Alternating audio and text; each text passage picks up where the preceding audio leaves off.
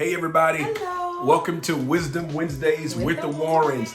We are excited to share this tip and this thing that my wife and I, we've been talking about, and that is silent treatment. I want all of you to really hear this because we have some tips we want to share with you regarding silent treatment. What is silent treatment to you?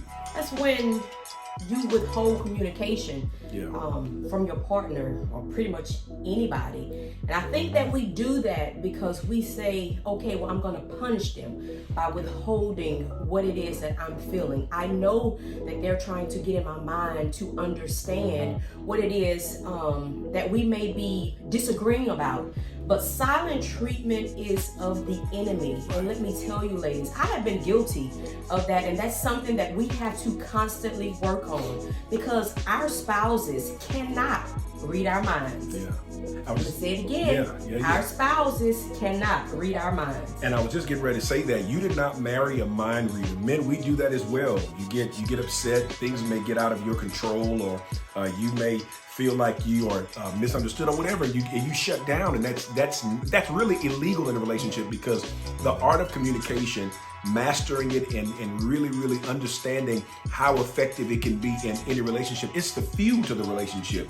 Just like with Jesus, just like with God, we have that relationship with him. What if he shut up with us? What if he stopped communicating with us? We wouldn't know his will. We wouldn't know how to please him. What if we stopped talking to him? We wouldn't have the lifeline or the communication that's needed to literally breathe oxygen into our lives. And as my wife said, we can't use these things as forms of punishment because what you're really doing is punishing yourself, because I believe effective communication is just like an exhale, because it stops you from holding all of that garbage in. It stops you from holding everything hostage in your heart, and it makes your words feel necessary. Yeah, and being that you said a lifeline, let me say our husbands need that lifeline. They need that constant communication.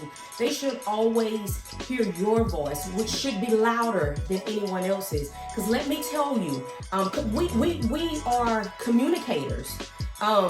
And when you stop communicating, I promise you, there's a Jezzy that's out there waiting to communicate with your spouse. There's a cleanup woman that's out there waiting to communicate with your spouse. So don't let the enemy, play with your mind and think, okay, well, I'm going to hurt them. No, talk about it. I don't care how bad you think it may get or it may seem.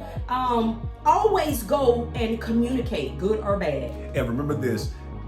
When you communicate, it's as I said a few seconds ago, it's an exhale.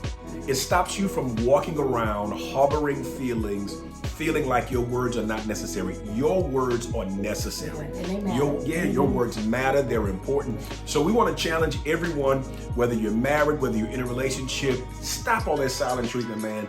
Talk it out, communicate, and you never really understand the power of communication until it's gone and you need it. Can you imagine becoming mute? Can you imagine you're behind a thick glass wall and you need help but nobody can hear you, you're screaming?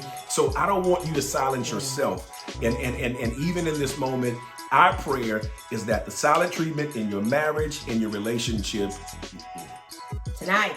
Tonight. No more. Tonight. God bless you guys. We love you all. Bye-bye.